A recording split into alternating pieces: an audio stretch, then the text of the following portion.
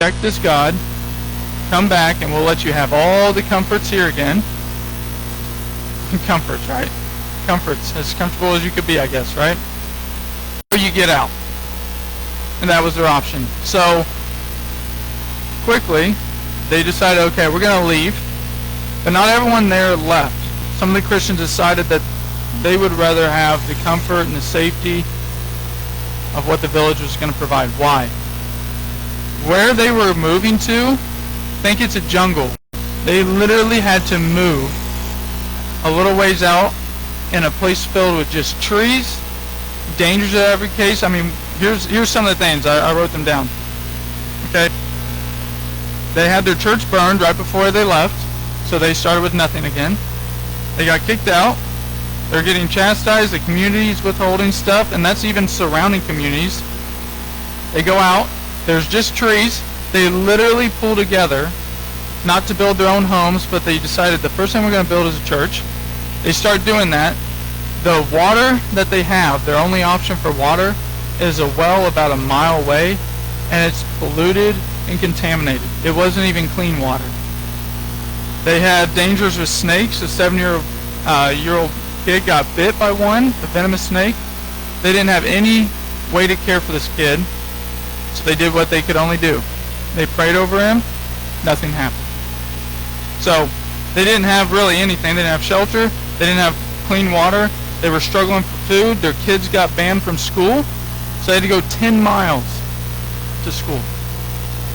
10 miles. We had to park a little block and a half away today and walk in the heat. I was just thinking, man, this is really hard to even have an ounce of complaint on my lips today. So they had all this. They're struggling. They're still getting threatened. All this stuff. So by every measure, they had everything taken away. Here's what was said. So they got asked about their life there. This is what they had to respond. They built everything. They met daily still. So they were meeting every day, and this is what one of the members said. All of us are very happy and don't want to leave this place. We are praising God more and more. And listen to this. Nods and laughter from all of the members. What's that? They were all in unison. Did you hear that? We would not want to be anywhere else. Nowhere else? There's probably a billion places you would probably think they would rather be. But they said we are very happy. We're praising God. They were meeting every single day for prayer, study, and worship. So reading that, I had to kind of stop. That's not just a easy reading. I had to be honest with myself. I kind of asked this question. If that were my situation tomorrow, all my comforts, everything I had, fell completely away, would I have the same faith and the same joy that they had? You can ask yourself that. If everything you had got taken away and not even your safety is a given that day, where would you be? How would you react?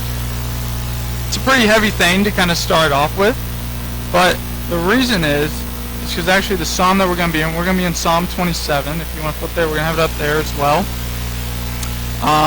This is a beautiful part of the psalm. We're going to be looking at David. Everyone who might know David has not had an easy life.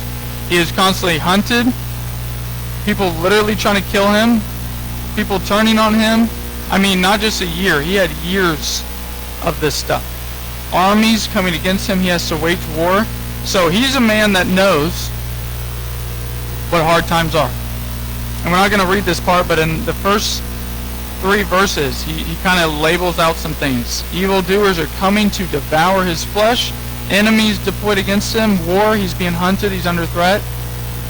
And kind of an interesting statement he says out of all that is what? I will not fear because of Jesus. Because of God. Right? Found it ironic because this is the passage that's been on my heart. And then I pick up this magazine. I'm like, man, Jesus. You're just hammering on something because it says this in verse 4. Let's read this. This is David. After talking about all the things that are happening, he says this. One thing have I asked of the Lord that I will seek after, that I may dwell in the house of the Lord all the days of my life, to gaze upon the beauty of the Lord and to inquire in his temple. For he will hide me in his shelter in the day of trouble. He will conceal me under the cover of his tent. He will lift me high upon a rock. And now my head shall be lifted up above my enemies all around me. And I will offer in his tent sacrifices with shouts of joy. I will sing and make melody to the Lord. Let's praise Jesus for this moment. Jesus, we do thank you, God, even as we look at how you can make hard situations into a beautiful reality that we get to encounter you.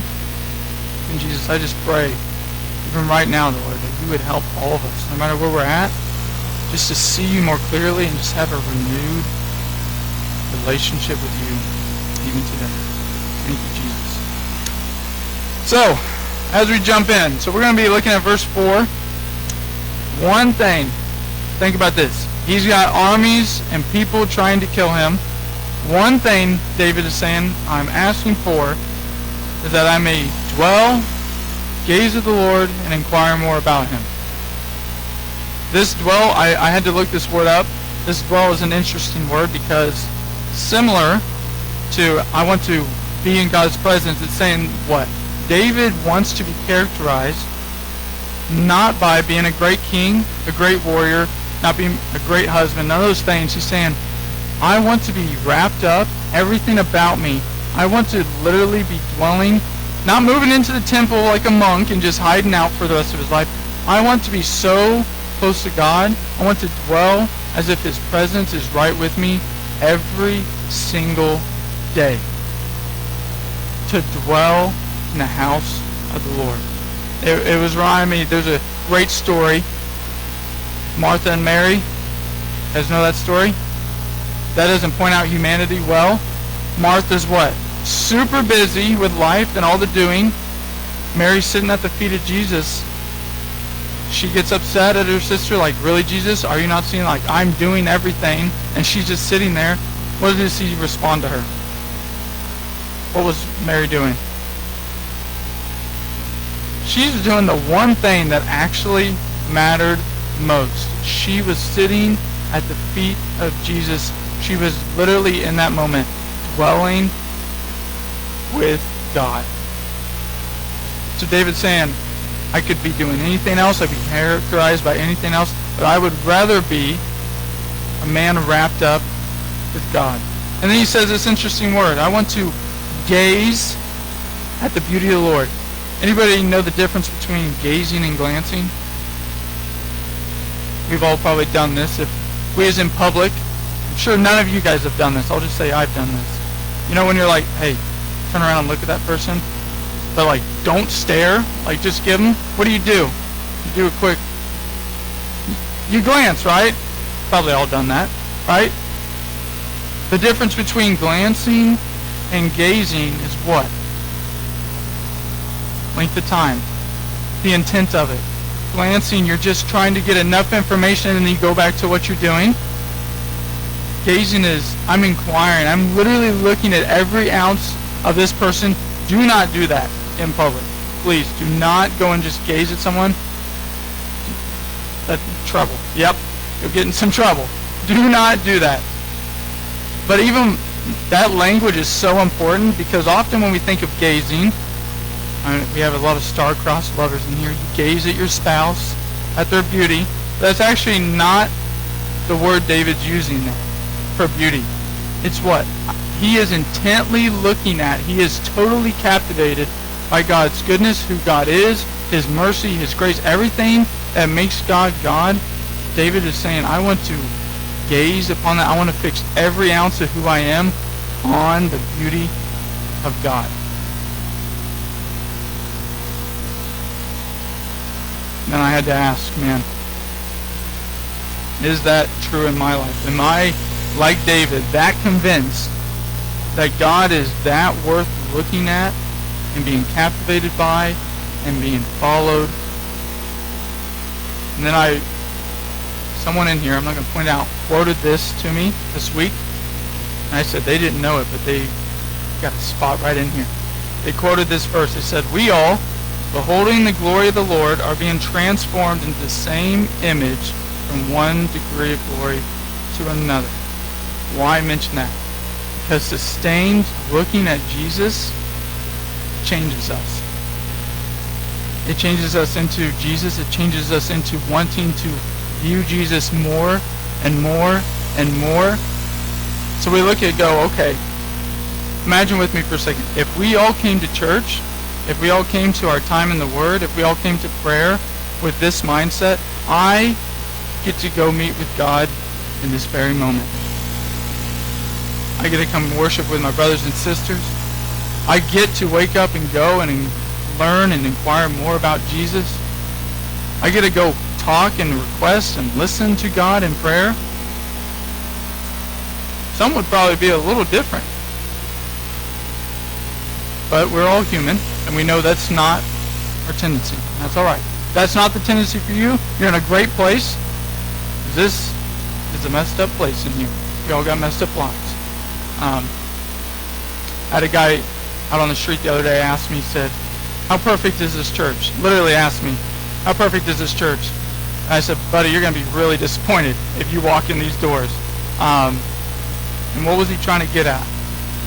People often view themselves as perfect and good and all this. I just told him, I said, you'd be so welcomed in here as we are all broken people, but we serve a good God. And seeing this, I love, and David's just awesome because he even says this, and he wants to not only do all that, but he wants to inquire in his temple. That means he's not just wanting to view Jesus one or view the Lord one time or two times. He's saying, I've witnessed God, I've seen his beauty, I've seen who he is, and I want to continue to dive deeper to get to know him even more. He is so fixated that at this point, I mean, it's hard for us to even imagine, people are trying to kill him. David is like public enemy number one. They would want nothing more than to have him killed. So he's not just sitting on a hillside with a nice gentle breeze, writing a nice little psalm. This is a man who knows trouble, and he's not trying to escape from it. He's saying, what? I want to get closer to the Lord. I love this because what we're seeing in this for our own selves, normally we go, okay, I'm getting a little distant from the Lord. Or I don't feel the same about Jesus as maybe I once did. And a lot of times, I know, at least for myself, I try to think, okay, what things can I just do better? I'll extend my prayer time, I'll extend my reading time. But that's actually not how we get closer to the Lord. Those are steps, but we get closer to the Lord by what? Realizing who God is more and more. Because the solution to what? David's fear in these first 3 verses, the solution to his fear was what? The presence of the Lord. The solution to any of our situations, our heartbreak, our anxiety, our troubles. Not that everything's going to be taken away or that we don't magically have them anymore, but every solution, David here is saying, every solution to what we are going through is being in the presence of God. What makes this passage hard to preach is intellectually, that is not a hard concept to get. On a heart level, to be that captivated by the Lord, that's a different thing entirely. But we see something awesome because in verse 5, he just continues on. He's talking about the Lord. Listen to his words. For he will hide me in his shelter in the day of trouble. He will conceal me under the cover of his tent. He will lift me high on the rock. David has an amount of confidence here. Like he's saying, this will happen. God will take care of me when? Before anything happens? After it happens? No, he says, in the day of trouble. He will conceal me. He will hide me in his shelter. Literally this idea, he's going to cover me in a storm. He's going to take me in to his tent where his literal presence is. And then he's going to what? Set me high on a rock. David is a military guy. Anybody know why the high ground is so important in war? Don't smile. I'm not quoting Star Wars. Anybody know why the high ground? You have the advantage. If you've had a sibling trying not to let you go up a staircase, and you're trying to fight your way up and they're at the top, who's going to win like 9 times out of 10? The one at the top. They don't have to do anything. The person at the bottom has to work their way up. They're vulnerable. They're having to exert a lot of energy. If you don't believe it, look at how many men have died over a hill in battle. We will fight and fight and fight just to have a hill. And David's saying, he's a military guy. He's been in war so many times, he can't help it even right. God's going to take me in the midst of trouble, set me on a rock, where? Not out of trouble, but so that I can stand in the midst of it and see. God's so victorious. I love it. He's not saying, hey, David, I'm going to pull you out of this situation. You're going to totally escape it. Don't worry about that. David knows my God is who he says he is. He's a provider. He's a protector. We love talking about the shepherd and the sheep. A shepherd's job is literally to protect his sheep at all costs, even if he is to lay down his own life. And David knows that. David has believed that God is who he says he is, and the fruit of believing that is this: courage, understanding that God will deliver time and time again. He knows that. This isn't just doctrine. This is really, for David, this is a testimony. He's able to write this because he says, what? I have seen God do this time and time and time and time again. I know my God is going to do everything in his power. And that's why he's able to what? Say, he will. So when we talk about hard times, we tend to focus on what? The great things in it? No, we normally focus on what? The hard stuff, the wrong, the bad. I've been really encouraged by some of your guys' life situations recently. Some of you guys are going through some really, really hard stuff. I've been very encouraged because it's been ironic. Things that some of you have been focusing on hasn't necessarily been the hard situation, but it's been what God's doing in the midst of it. And I was just thinking, if we went to prayer, if we went to our time with the Lord in those hard seasons and those hard times, we should absolutely be praying that God will change those. But have you ever tried praying, hey Jesus, I know I am weak, but you're already victorious over this. Lord, I know I struggle with having eyes that see you in the midst of hard times. Can you help me see that? Can you help me see you more and more? Hard times do a beautiful thing if we let it. It lets us see and experience aspects of God that if we never went through those things, we may have never experienced the Lord to that degree in our lives. It's really hard to pray that, though, when you're in something. God, use this situation. Even if you don't take it away, God, use me to be a light to others. And that is not a fun thing to pray, but just even thinking about when you're in those hard times, what do you go to? Does your memory continuously go back to that situation, or does it go to, hey, I remember the last time I was in this situation, or a similar one, and I seen God do this. Jesus, I seen you come in this way. I love the Lord because he's been very gracious to me, because a lot of times I can miss over that. And I'm in those situations and he's like, hey, remember that time I did that? Yeah, God, I've been complaining to like 8 people today about my situation, but you are good. He constantly brings us back to what? A remembrance of him. In the Old Testament, it's one of the most beautiful things. God commands that Israel set up these rocks where special events happened. Why? So that when you pass by, you can tell people, hey, my God, see these rocks? Right here is where God did this. Right here is where God saved our people. Right here is where God provided the things that we didn't have. And that's what God does to us. He brings those things back. I provided for you. I cared for you. I sent people to help you when you had no one. I sent the very thing you were lacking when you needed it. I literally took you. I think about this all the time. Jesus is with us from 1 minute to the next. And sometimes, if we're honest, we're very turbulent. 1 hour we can be praising God. The next we're like, really, God?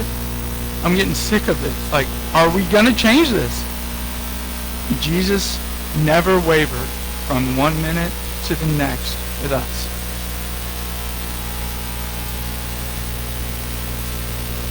And what is that? That is the gospel. Thinking about, this is so hard for us to imagine.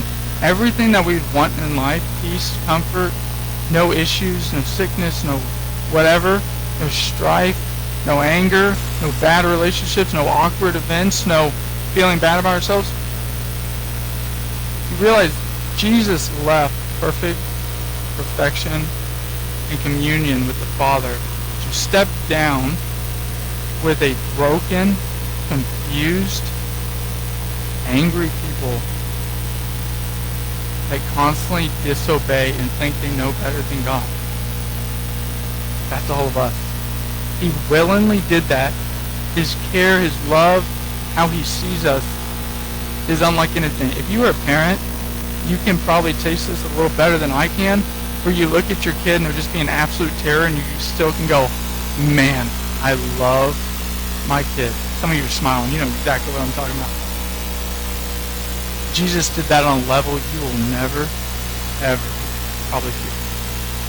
Because he did so knowing how he was going to be treated, how he's going to be rejected, how his own people that he spent years with was going to abandon him, and how they were literally going to kill him, mock him, defame his name. He did that all knowing because he what?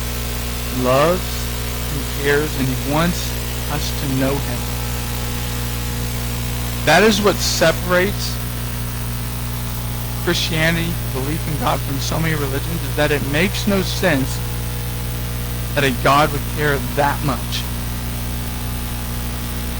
And that's what we get to experience. And that is what David was getting to experience. And even, I just want to share this little story. The word abide has been coming up like crazy recently. People sending me stuff, people encouraging. Ty talks about it like every breath he can. I was just thinking about, when I was reading this, God just brought a time back in my life where I was in college. I was preaching regularly. I was teaching regularly. I was discipling guys. I was evangelizing like once or twice a week. I was trying to do everything I could to serve this, that, and the other, whatever. And I share that because that is not bragging, because here's why. I was missing that very thing David was talking about, that one thing, that abiding peace. On the outside, if you had a checklist, I was doing okay. I was doing decent. On the inside, you know the truth of it, for months. I tried adding up, I think at least 7 months. Here's what my life actually looked like. My prayer time was non-existent. The only time I was praying is if I had to go do something I didn't want to do. And I'm like, literally, this was my prayer so many times. God, I guess get me through this. Like, I got to go do this. My time in the Word, I spent a lot of time in the Word, but I was being forced to. It was only when I had to study for a sermon or study for a lesson or study for a discipleship meeting. Desired nothing about God. Why do I share that? Because when we lose sight of the one thing, dwelling in the presence of Jesus, not for things, but just to experience Him, that is the life it leads to. Do you know how empty my heart was? I was getting sick and tired at times talking about the Lord. Can you imagine that? I was getting sick and tired of talking about the Lord at some points. I would literally leave something and feel like a relief when I finally got away from the Bible study, from the church service that I barely could sit an hour through. And this was someone who was teaching and preaching. Why bring this up? Because this abiding peace is so important for us that it doesn't matter what we're doing, if we're involved in all the things, or we're doing the right things in our little checklist. The reality is, how is your relationship with Jesus? Are you desiring him?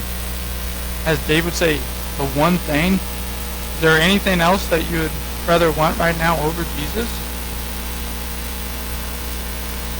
Maybe not. Maybe you don't even know.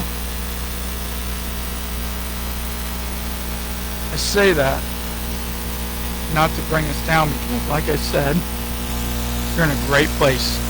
That is you. If we gave this mic to every single one of us and we were able to be open and honest, you follow Jesus, I guarantee you probably had a time in your life we've had something similar to that.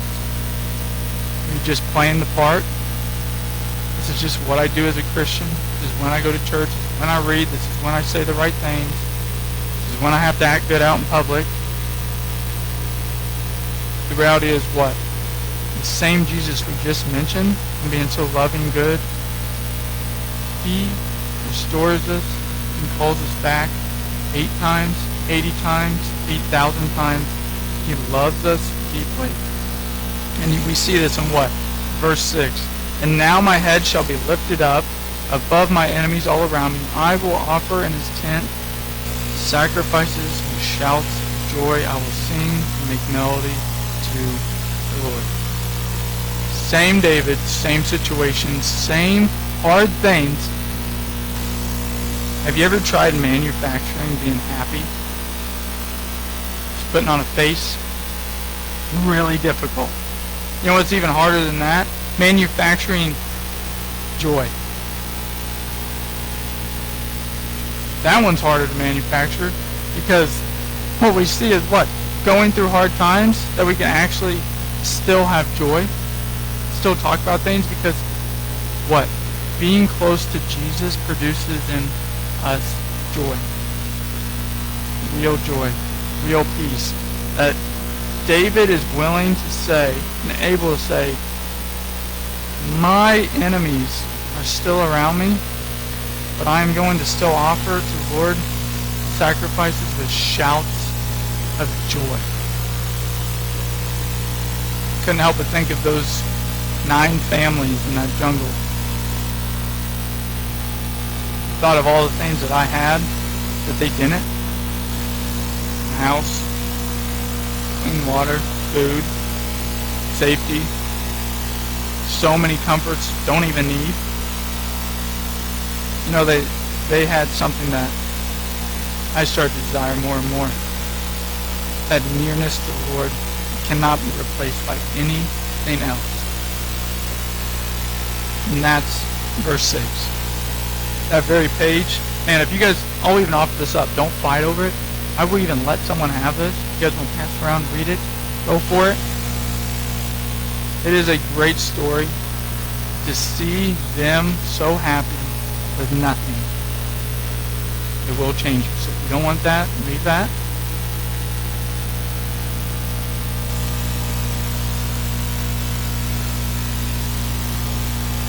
So really, I guess a question for us then, we're all in different places and seasons in life, different ages, different jobs, different relationships, different hardships, different health. All of us have different things, but we have the same opportunity to know the same good God. And here's what I'm going to ask. Where are you currently at with your relationship with Jesus? And this isn't looking down. This is me saying, hey, we are all in the same boat. You may be on that, hey, I'm really joyful. I love the Lord. I want nothing else by him. Great. I need to be around you a little bit more. If you're not in that boat, and you're just like, man, I'm struggling. I feel like I'm just going through the motions. I just want to ask, even today during our communion time, this is a really great time we have every Sunday where we can just be super honest with Jesus and not sugarcoating it. Just, he knows already. Just name it. Even if it's, God, I don't even know what to pray, but I haven't desired you in a long time. Help me start that journey. If your situation looked like those families in the jungle, going back to that same question at the beginning, would you still have joy in Jesus? If not, is there that, what specific thing? Don't give a vague answer, Lord. Name it. Take that to the Lord. He will do a work in you, because you know David's story well. This is a high point for him. He has many low points in his life. But he still runs back to the Lord every single time. In the scriptures, how does it describe David? A man after God's own heart. That should be encouragement, that this joy, that is ready for every single one of us at any moment. One thing I have asked the Lord, I will seek after that, and as well I may gaze and inquire about Jesus. That's our encouragement. That's a great place to start today. I'd even encourage you tonight, even after this time, just read back over this psalm. 2 minutes. It will do amazing work in your life. Let's go, Lord. Jesus, we do just want to come before you, God. I just thank you so much about how you care.